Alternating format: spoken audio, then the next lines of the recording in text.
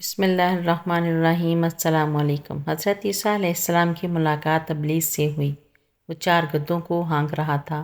ان گدھوں پر سامان لدا ہوا تھا۔ حضرت عیسیٰ علیہ السلام نے ابلیس سے ان گدھوں کے ہانکنے اور سامان کے بارے میں پوچھا۔ ابلیس نے جواب میں کہا کہ تجارت کا سامان ان گدھوں پر لدا ہوا ہے اور خریدنے والوں کی تلاش کر رہا ہوں۔ حضرت عیسیٰ علیہ السلام نے اس کی بات سن کر پوچھا، پہلے گدھے پر کیا سامان ہے؟ ابلیس نے کہا، ظلم۔ حضرت عیسیٰ علیہ السلام نے پوچھا، اسے کون خریدے گا؟ ابلیس نے کہا، بادشاہ۔ دوسرے گدھے کے بارے میں پوچھا کہ اس پر کیا لدا ہوا ہے؟ ابلیس نے کہا، حسد۔ حضرت عیسیٰ علیہ السلام نے پوچھا، کون خریدے گا؟ شیطان نے کہا، علماء۔ حضرت عیسیٰ علیہ السلام نے پوچھا، تیسرے گدھے پر کیا لدا ہے؟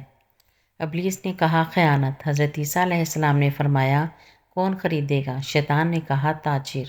پھر چوتھے گدھے کے بارے میں پوچھا کہ اس پر کیا لاد رکھا ہے؟ ابلیس نے کہا، مکر و فریب۔ حضرت عیسیٰ علیہ السلام نے پوچھا، اسے کون خریدے گا؟ شیطان نے کہا، عورتیں۔ حضرت وہب رحمۃ اللہ علیہ نے فرمایا کہ ایک عابد اور ایک راہب کے پاس سے گزرا۔ اس نے راہب سے بات چیت کی اور پوچھا کہ تم اس گرجا گھر میں کب سے ہو؟ اس نے کہا، 60 سال سے۔ اس نے پوچھا کہ 60 سال کیسے رکے رہے یہاں؟ اس نے کہا، بس گزر گئے، دنیا گزر رہی ہے۔ عابد نے پوچھا، موت کو کس طرح یاد کرتے ہو؟ اس نے کہا کہ میں نہیں سمجھتا کہ کوئی بندہ اللہ تعالیٰ کو جانتا ہو اور اس پر کوئی وقت ایسا بھی گزرے کہ وہ اس میں اللہ تعالیٰ کو یاد نہ کرے، اور میں تو کوئی قدم اٹھا کر اسے رکھنے نہیں پاتا کہ میں سمجھتا ہوں کہ رکھنے سے پہلے ہی میں مر جاؤں گا۔ یہ سن کر عابد رونے لگے۔ راہب نے کہا کہ تم تو کھلم کھلا ایسے رو رہے ہو تو تنہائی میں کیسے روتے ہوگے؟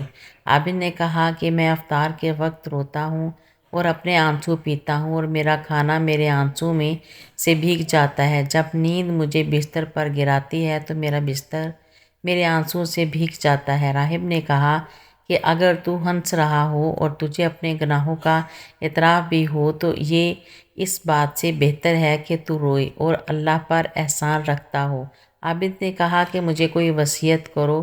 تو راہب نے کہا کہ دنیا میں کھجور کے درخت کی مانند ہو، اگر کھایا جائے تو پاک اور میٹھا ہو، اور رکھا ہو تو میٹھا ہو، اور اگر کسی چیز پر گر جائے تو نہ اسے نقصان دے اور نہ توڑے۔ دنیا میں گدھے کی طرح مت بننا کہ بس وہ چاہتا ہے کہ پیٹ بھرے اور مٹی میں لوٹ لگائے۔ اللہ سے خیر خواہی کرو، جیسا کہ کتا اپنے مالکان کا خیر خواہ ہوتا ہے کہ وہ اسے بھگاتے ہیں، بھوکا رکھتے ہیں، مگر وہ ان کی چوکیداری کرتا ہے۔ ابو عبد الرحمن کہتے ہیں کہ طاؤس جب یہ حدیث بیان کرتے تو روتے تھے اور فرماتے کہ ہمارے لیے یہ بھی بھاری ہو گیا ہے کہ ہم کتوں کی طرح اپنے اہل اور اپنے آقا کے لیے خیر خواہ بن جائیں۔